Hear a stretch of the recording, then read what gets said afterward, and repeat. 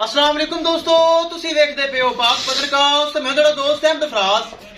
दोस्तों सब तो पहली रिक्वेस्ट है, चैनल को सब्सक्राइब कर लो। फेसबुक वाले बरावीर बहुत अच्छे पेज को फॉलो कर लो। किसी बरावीर अच्छी नस्ल की गाय चाहिए हो बाएतमाद और भरोसे नाल परचेज कर सकता है। माशाल्लाह दो जर्सी फ्रीजियन शॉर्ट वीडियो लगाई सी, बराबर देखी होनी।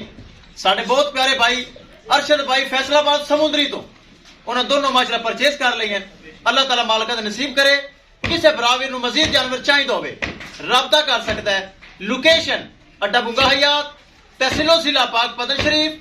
मोबाइल नंबर है साडा 0387 व्हाट्सएप नंबर भी यही है जी, लोकल नंबर भी यही है।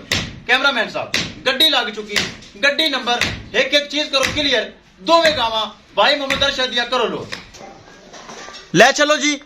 अल्लाह ताला सोना रब भाई मोहम्मद अरशद नसीब करे जेड़े साडे कोल माशाल्लाह चल के आए।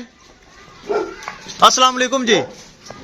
जी जानवर खरीदे, अच्छे जानवर लगे जी, दिल राजी होया जी, बहुत मजा आया जी माशाल्लाह जी, बहुत शुक्रिया। अल्लाह ताला खुश रखे। किसी भरा वीर इस तरह के मजीद जानवर साफ सुथरे गारंटी वाले चाहिए हो बाएतमाद भरोसे नाल और गारंटी नाल परचेज कर सकता है।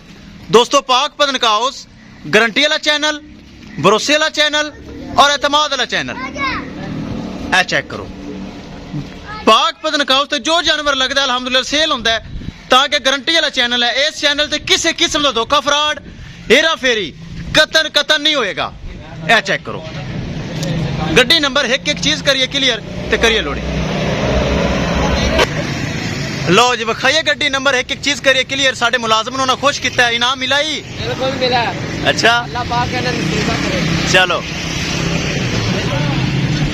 लो जी गड्डी लग चुकी है, चेक करो गड्डी नंबर एक एक चीज करिए क्लियर।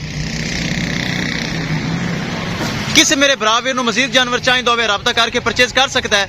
इंशाल्लाह दोस्तों मिलेंगे एक नई वीडियो के नाल। अपने फराज दोस्त को दे इजाजत।